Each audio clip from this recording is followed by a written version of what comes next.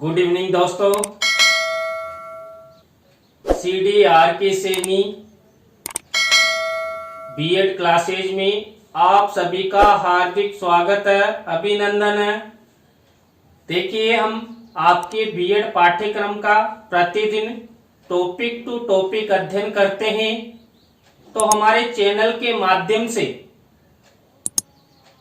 आपको बीएड पाठ्यक्रम का कैसा अनुभव मिल रहा है, कैसी आपकी परीक्षा की तैयारी चल रही है, कमेंट्स के माध्यम से हमें जरूर बताएं। देखिए, जो आपका पेपर है अधिगम के लिए आंकलन, अधिगम के लिए आंकलन पेपर के अंतर्गत आज की जो हमारी सायकालीन क्लास होने जा रही है, इस सायकालीन क्लास में हम सतत मूल्यांकन में छात्रों से संबंधित ध्यान देने योग्य बिंदु। देखिए, हम जब छात्रों का सतत मूल्यांकन लेते हैं और आपने अध्ययन किया है सतत एवं व्यापक मूल्यांकन, तो सतत व्यापक मूल्यांकन लेते समय ऐसे कौन कौन से बिंदु हैं जिनका एक शिक्षक को विशेष ध्यान रखना चाहिए, शिक्षा अधिकारियों को विशेष ध्यान रखना चाहिए, जिसके माध्यम से छात्र का अच्छा मूल्यांकन हो सके, छात्र की प्रगति हो सके और छात्र अच्छी उपलब्धि हासिल करता हुआ उसका फ्यूचर निर्माण कर सके। तो आप सब बने रहें हमारे साथ। हमारे YouTube चैनल पर वीडियो को स्वाइप नहीं करें, और यदि आप हमारे चैनल पर पहली बार आए हैं तो हमारे चैनल को सब्सक्राइब करें और पास ही बने बेल आइकन के बटन को दबा देवे।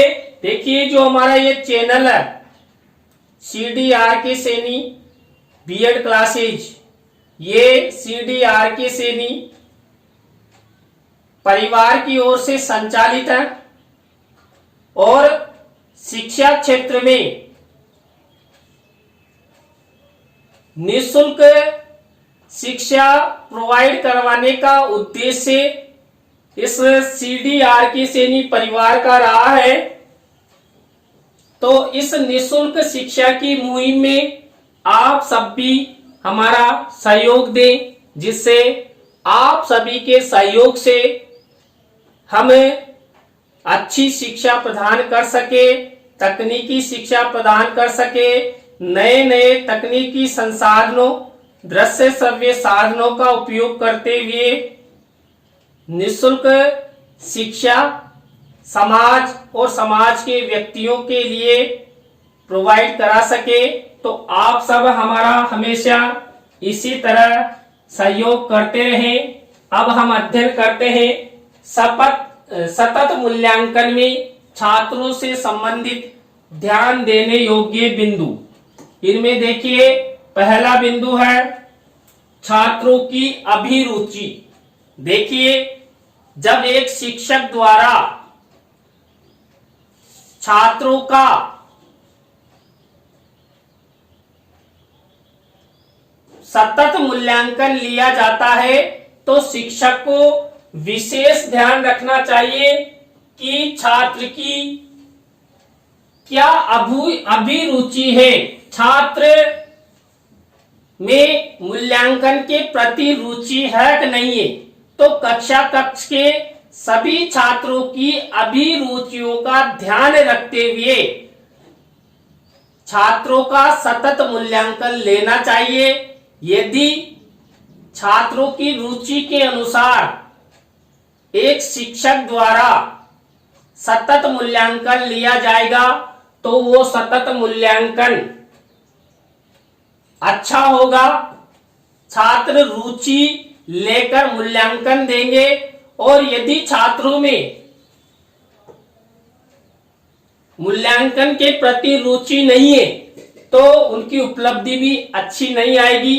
इसलिए छात्रों की रुचियों के अनुसार ही शिक्षक को हमेशा सतत मूल्यांकन लेना चाहिए। दूसरा बिंदु है छात्रों की शैक्षिक उपलब्धि। देखिए, पूर्व कक्षाओं में छात्रों की क्या शैक्षिक उपलब्धि रही, इसका आंकलन शिक्षक को पहले ही कर लेना चाहिए। क्यों? क्योंकि जब सतत मूल्यांकन लिया जाता है तो पूर्व कक्षाओं के आधार पर भी छात्रों का मूल्यांकन लिया जाता है।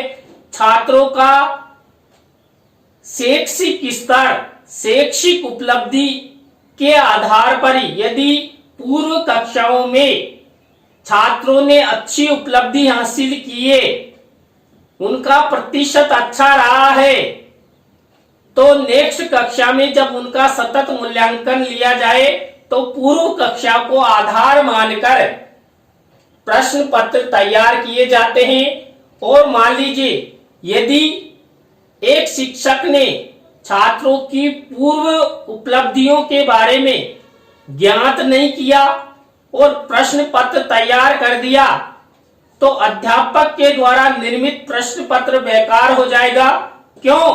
क्योंकि पूर्व कक्षाओं में छात्रों की उपलब्धियां कमजोर रही है, तो इस प्रश्न पत्र के आधार पर वो छात्र सतत मूल्यांकन में भाग नहीं लेंगे, वो पूरे अच्छे प्रश्न नहीं करेंगे। तो इसलिए आवश्यक है कि एक शिक्षक को सतत मूल्यांकन लेते समय छात्रों की शैक्षिक उपलब्धि का विशेष ध्यान रखना चाहिए, जिससे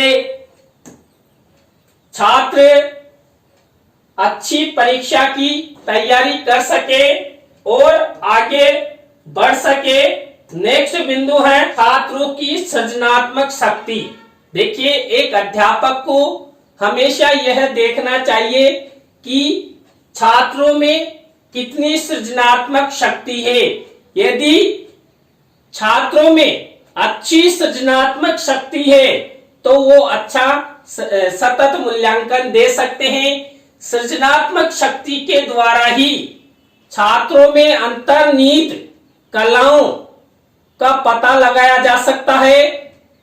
तो एक शिक्षक को छात्रों की सृजनात्मक शक्तियों को ध्यान में रखते हुए सतत मूल्यांकन लेना चाहिए। देखिए, जो हमारा ये चैनल है, ये CDRK सैनी परिवार की ओर से संचालित है।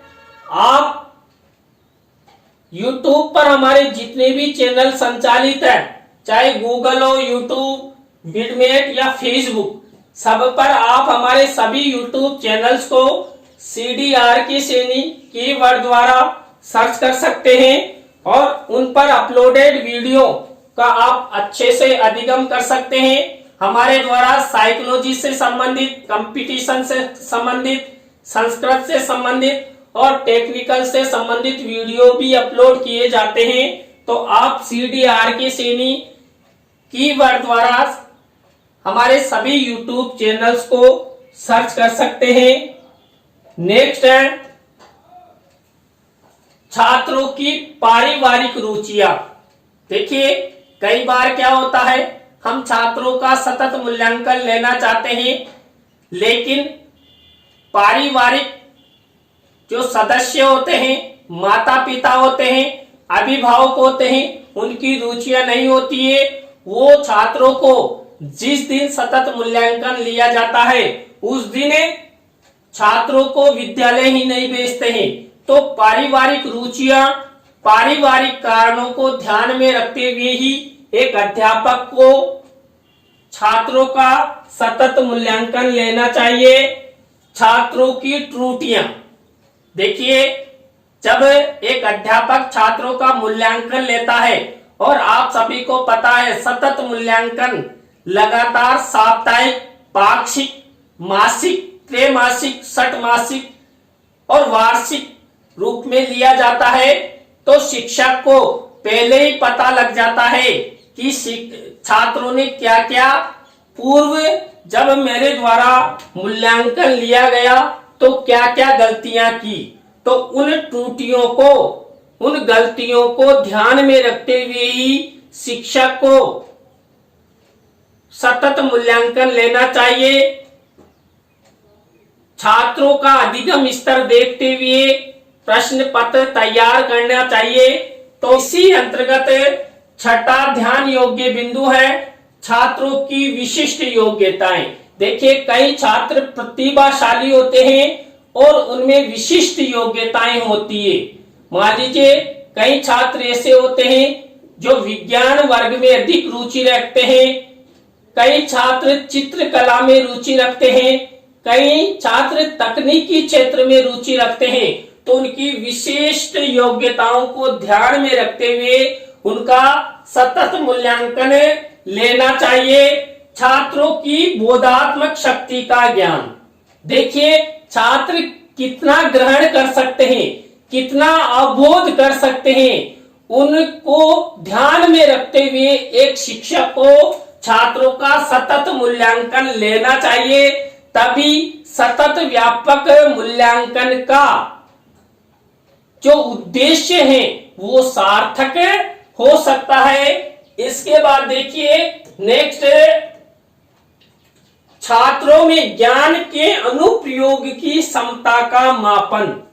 देखिए, जब एक शिक्षक द्वारा सतत मूल्यांकन लिया जाता है तो उस समय शिक्षक को यह ध्यान रखना आवश्यक होता है कि छात्रों में ज्ञान के अनुप्रयोग, यानी कि जो छात्र ज्ञान ग्रहण कर रहे हैं उस ज्ञान का वो कहाँ और कैसे प्रयोग कर रहे हैं, तो उन सब का भी ध्यान रखते हुए एक शिक्षक को सतत मूल्यांकन लेना चाहिए।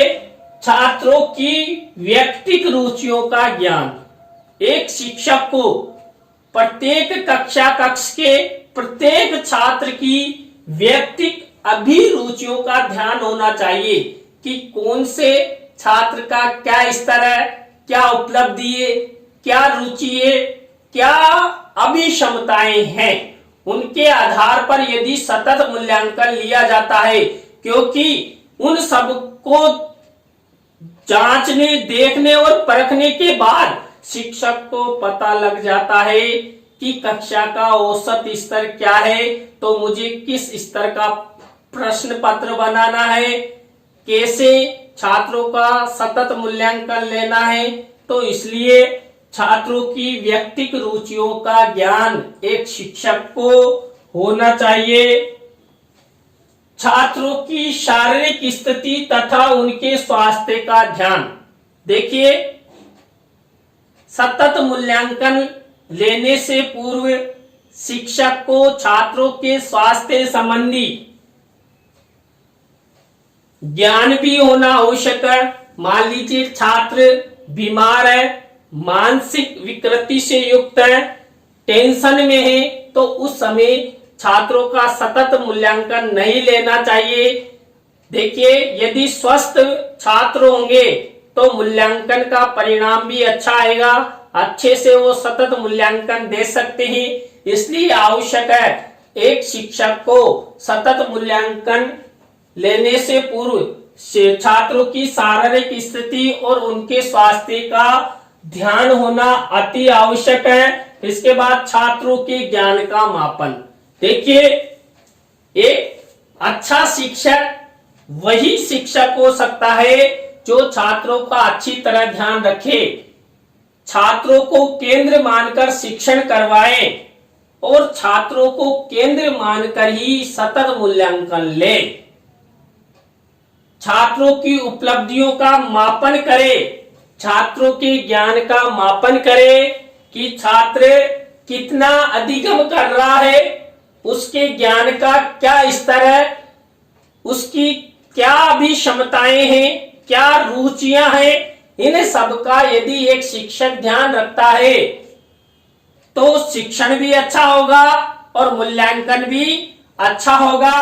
तो इस प्रकार शिक्षक को विशेष ध्यान रखना होता है कि हम किस प्रकार कौन कौन से बिंदुओं का विशेष ध्यान रखकर छात्रों का सतत मूल्यांकन ले सकते हैं। तो आज की क्लास में हमने सतत मूल्यांकन में छात्रों से संबंधित ध्यान देने योग्य बिंदुओं का अध्ययन किया। आपको वीडियो कैसा लगा कमेंट्स में हमें जरूर बताएं, और यदि अच्छा लगा हो तो लाइक करें, कमेंट्स करें और अपने मित्रों और सहपाठियों को जरूर शेयर करें। कल इसी समय नए टॉपिक के साथ हम आपसे CDRK Saini B Ed classes YouTube channel पर फिर मिलेंगे। बाय, राम राम सा।